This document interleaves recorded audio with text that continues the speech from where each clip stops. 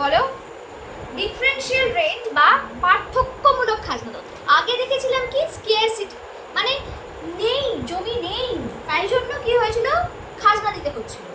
এইবার আমরা দেখব জমির উর্বরতার জন্য খাজনাটা কি হচ্ছে, দিতে হবে, উর্বরতা শক্তির জন্য। প্রথমে ব্যাপারটা এরকম ছিল যে ওই একই রকম ভাবে ধরো কোনো একটা দ্বীপ আছে, সেখানে কিছু লোক আসছে। তো প্রথমে ধরো জমি রয়েছে, এইরকম জমি রয়েছে, এই জমিতে সবাই চাষ করছে। এবার আরো কিছু জমি ছিল যেখানে উর্বরতা শক্তিটা কম, ঠিক আছে, এ ভালো উর্বর, বি কম উর্বর, আর সি আরো কম উর্বর। তুমি যদি প্রথমে জমিতে যাও, তুমি কোন জমি নেবে, এই জমি নেবে।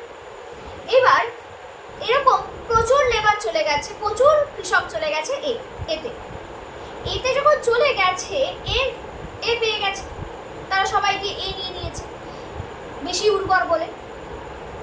তারপরে গিয়ে আরো নতুন কৃষক আসছে, তারা কি করবে, তারা এবার তুমি যদি জানো বিতে প্রোডাকশন ভালো হয়, তুমি কি নেবে, তুমি কি করবে, তুমি এটাই নিতে চাইবে, তাই তো। এবার জমির মালিক যতক্ষণ পর্যন্ত এইটা ভর্তি না হয়ে যাচ্ছে কৃষক দিয়ে, ততক্ষণ পর্যন্ত এমনি দিচ্ছে। কারণ কি হচ্ছে যে এখানে জমির মালিক কিন্তু অনেকগুলো, এই এ জমির মালিক অনেকগুলো, ঠিক আছে, এখানে ছোট ছোট পার্টে ভাগ আছে, এখানে ছোট ছোট পার্টে ভাগ আছে। এটা এক্সাম্পল দিচ্ছি যে এখানে অনেকগুলো পার্টে ভাগ আছে।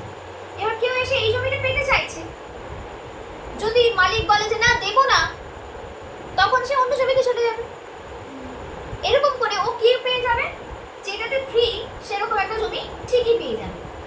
তো এইরকম ভাবে সবাই কি করবে, ফ্রি জমি খুঁজে নেবে। আর এখানে মালিকও দেখছে বেকার, ওদেরকে বলে লাভ নেই, তার থেকে কিছু প্রোডাকশন হচ্ছে হোক বলে ও দিয়ে দেবে।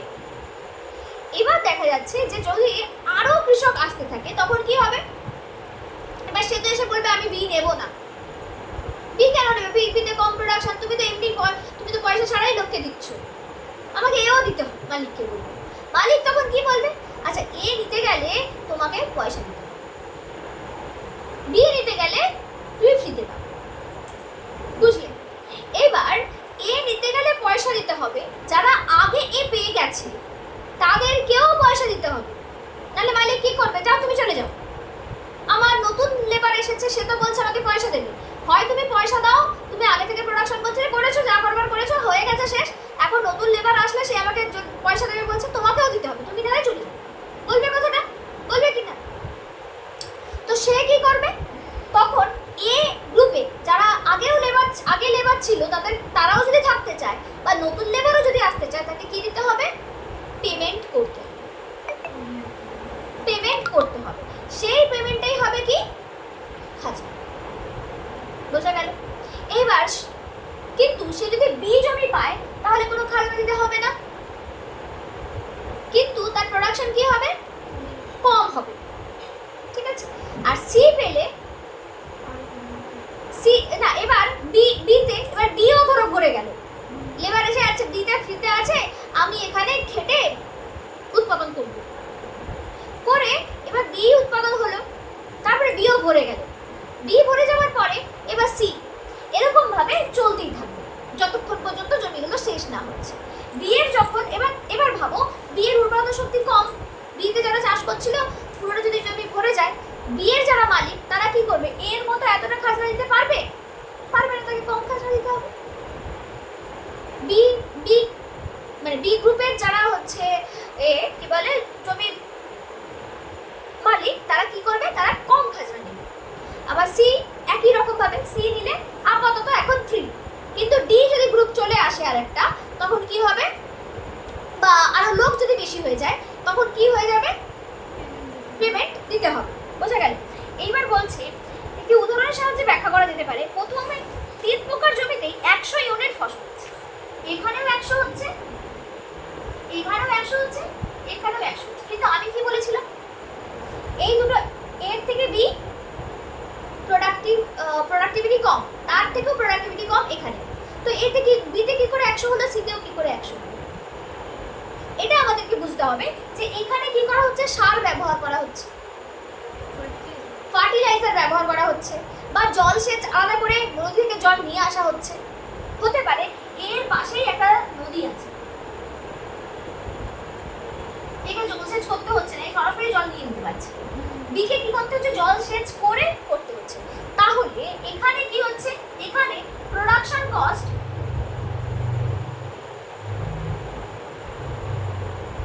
জিরো, ঠিক আছে। এখানে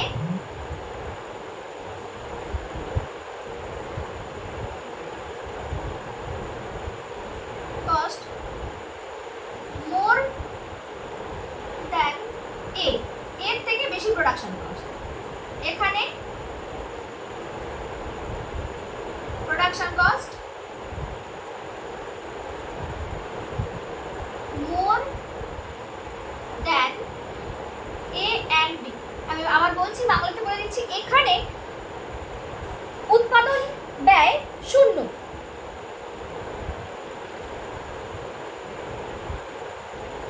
এখানে উৎপাদন ব্যয় বেশি, এর থেকে বেশি। এতে যদি শূন্য হয় তার থেকে বেশি, এতে যদি 10 টাকা হয় এখানে আরেকটু বেশি, ঠিক আছে। আর এখানে কি হচ্ছে, প্রোডাকশন এর থেকেও বেশি, বি এর থেকেও বেশি, ঠিক আছে। এখানে কি বলেছে, তারপর বলেছে যে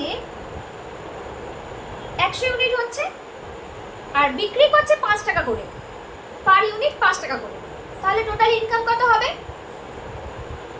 প্রোডাকশন আর প্রাইস বা দাম হলো ইউনিট, পার ইউনিট 100 ইউনিট করে হচ্ছে। তাহলে রেভিনিউ কত হবে, টোটাল রেভিনিউ কত হবে, এ এর টোটাল রেভিনিউ কত হবে 500, বি এর টোটাল রেভিনিউ হবে 500, সি এরও হবে 500। কি বলছি, এ তে একজন লেবার এ জমি যদি ব্যবহার করে, সে 100 ইউনিট করতে পারছে, ঠিক কথাই, কিন্তু এতে কি করতে হচ্ছে না, এতে কোনো প্রোডাকশন কস্ট লাগছে না, সে 500 টাকা রেভিনিউ পাচ্ছে। এখানেও তাই, বিতেও 100 ইউনিট তৈরি করতে পারছে, 5 টাকা করে ইউনিট প্রতি বিক্রি করছে, রেভিনিউ করতে পারছে 500 টাকা, সিতেও তাই। কিন্তু এখানে কি বলছে, যেহেতু এ শ্রেণীর জমি বেশি উর্বর, এ শ্রেণীতে উৎপাদন ব্যয় কম ধরেছে, বা প্রোডাকশন কস্ট লেস ধরে নাও, লেস প্রোডাকশন কস্ট। আমি এটা বাংলায় লিখি, অনেকগুলো ইংলিশ লিখেছি। উৎপাদন ব্যয় এ কম,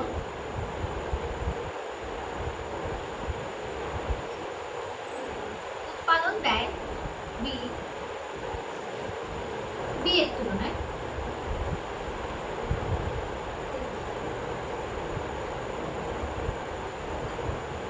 কি বললাম, প্রোডাকশন কস্ট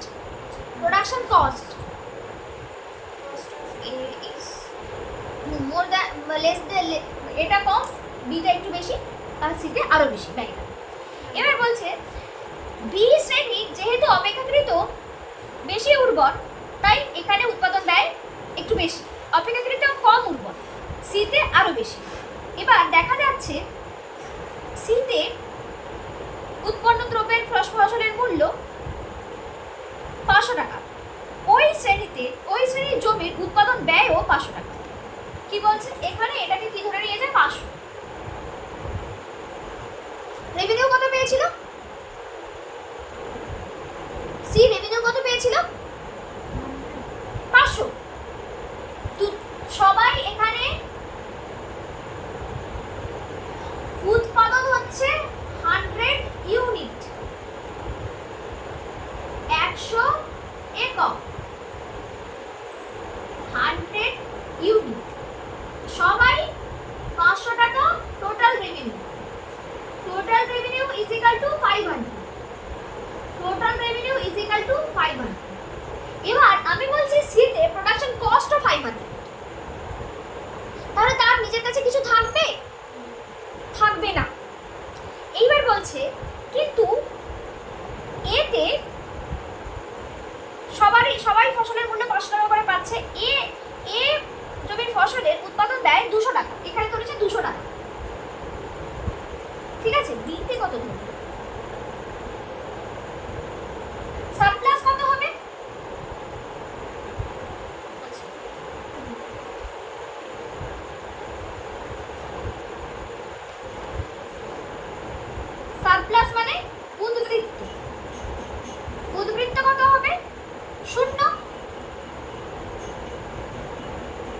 উদ্বৃত্ত মানে এক্সট্রা যেটা হচ্ছে 500 টাকা জিনিস তৈরি করেছে আর 500 টাকাই মানে 500 টাকা খরচা হয়েছে উৎপাদন ব্যয় আর 500 টাকাই বিক্রি করেছে, তারপর তাহলে তার এ কত হচ্ছে সারপ্লাস 0। বিতে কত? বিতে বলেছে 300। সবারই টোটাল রেভিনিউ কত ছিল? 500 করে। তাহলে বি এর সারপ্লাস কত হবে? উদ্বৃত্ত কত হবে? উদ্বৃত্ত ইংলিশ সারপ্লাস কত হবে? 500 মাইনাস 300 ইকুয়াল টু 200। আর এখানে কি হবে? এখানে কি হচ্ছে? এখানের উদ্বৃত্ত বা সারপ্লাস কত হবে? 500 মাইনাস 200 ইকুয়াল টু 300। কি বলছি? এ তে উৎপাদন করতে কত খরচা? 200 টাকা করে, কিন্তু ওকে ওর উদ্বৃত্ত কত হচ্ছে? তার মানে 500 টাকা ওর কি হয়েছে? Production cost, production of cost না প্রোডাকশন কস্ট। 500 টাকা ওর প্রোডাকশন কস্ট। এইবার বলছে তাহলে উদ্বৃত্ত কত হয়েছে? সারপ্লাস কত হয়েছে? না সরি কি বলছিলাম, রেভিনিউ হচ্ছে 500 টাকা আর উৎপাদন ব্যয় হয়েছে 200 টাকা, তাই তো? প্রোডাকশন কস্ট হচ্ছে 200 টাকা, তাহলে ওর কি হয়েছে? সারপ্লাস হয়েছে 300 টাকা।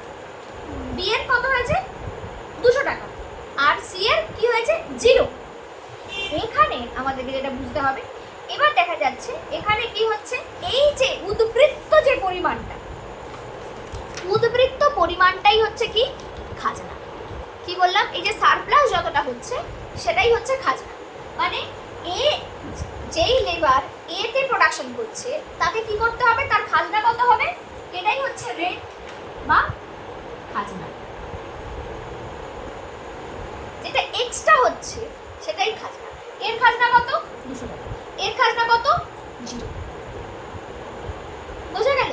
সিতে যেমন উৎপাদন ব্যয় বেশ, যেমন খাজনা দিতে হচ্ছে না, আমি কি করব? আমি সিতেই চলে যাবো, ধরো খাজনা দিতে হবে না, আমি ওখানে গিয়ে প্রোডাকশন করব।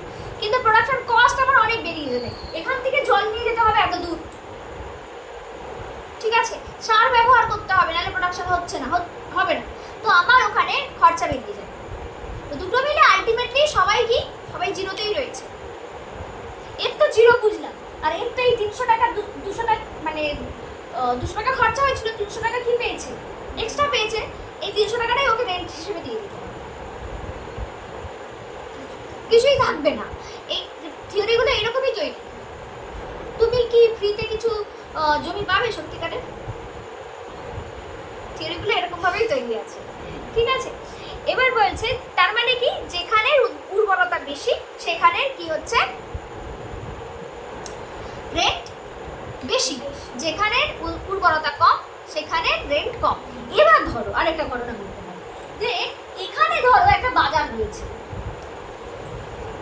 এটা তো নদী ধরেছিলাম, এখানে ধরো একটা বাজার বা মার্কেট রয়েছে, তাহলে কি হবে? সি এর সুবিধা, বিক্রি করবে তাড়াতাড়ি, আর এ কে কি করতে হবে? গাড়ি ভাড়া করে যেতে হবে। ডিপেন্ড করছে যে জমিটার পজিশনটা কি, সব দিক থেকেই ধরা হবে, শুধুমাত্র যে উর্বরতা তা কিন্তু নয়, বিক্রি কতটা করতে পারছে সেটার উপরেও নির্ভর করে, ঠিক আছে? এখানে লক্ষ্য করার বিষয়, যদি উৎপন্ন ফসলের পিছু দাম পিছু 2 টাকা হয়, তাহলে এ শ্রেণীর জমি শুধুমাত্র চাষ হবে। আচ্ছা, এবার এখানে বলছে ধরো দামটা কমে গেল, দাম প্রাইস হয়ে গেল পি হয়ে গেল 2 টাকা পার ইউনিট, তাহলে সবার এর কি হবে? টোটাল রেভিনিউ কি হবে? 200 টাকা 200 টাকা 200 টাকা। তো এর প্রোডাকশন কস্ট কত ছিল? 500 টাকা। এ সিতে আর প্রোডাকশন হবে? সিটা কেউ আর চাইবেই না। বিতে কত ছিল? 300 টাকা। করবে? কম হয়ে যাচ্ছে তো, মানে রেভিনিউ পাচ্ছে 2 টাকা করে হলে রেভিনিউ কত পাবে? টোটাল রেভিনিউ চলে আসবে কত? 200 টাকা। সবাই 200 টাকা রেভিনিউ পাচ্ছে আর খরচা হয়ে যাচ্ছে কত? এখানে যদি 500 টাকা খরচা হয় সে করবে? সিতে 500 টাকা খরচা করবে না, বিতে 300 টাকা খরচা করবে না। কোথায় প্রোডাকশন হবে? শুধু এতেই হবে। বোঝা গেল? ফসলের দাম যত বৃদ্ধি পাবে তত অনুর্বর জমির আওতায় আসবে। এবার তোমরা পুরোটা পড়েছো। আচ্ছা, প্রথমটা কি বলছিলাম? ডিফারেন্সিয়াল রেট, বা এটা হচ্ছে কি ছিল? এটা ছিল হচ্ছে উর্বরতা অনুযায়ী, কাল্টিভেট কি প্রোডাকশন কোয়ালিটি, প্রোডাক্টিভিটি অনুযায়ী কি লিখেছে মানে। আর একটা হতে পারে যেটা আমি ওই বাজারের কথা বললাম, বাজারের ব্যাপারটা হলে সিচুয়েশন রেট, ওটাকে আমরা বলবো সিচুয়েশন রেট। ঠিক আছে? আচ্ছা, রিকার্ডোর খাজনা তত্ত্ব আমি কালকে বোঝাবো, এই কালকে বলছি। নেক্সট ক্লাসে রিকার্ডোর খাজনা তত্ত্বের সমালোচনাটা করবো। রিকার্ডের খাজনা তত্ত্বের পরে আবার আধুনিক খাজনা তত্ত্ব আছে। রিকার্ডের খাজনা তত্ত্ব সমালোচনা আর আধুনিক খাজনা তত্ত্ব পরের দিন করাবো। ঠিক আছে? আচ্ছা, বলো, বুঝতে অসুবিধা হয়েছে?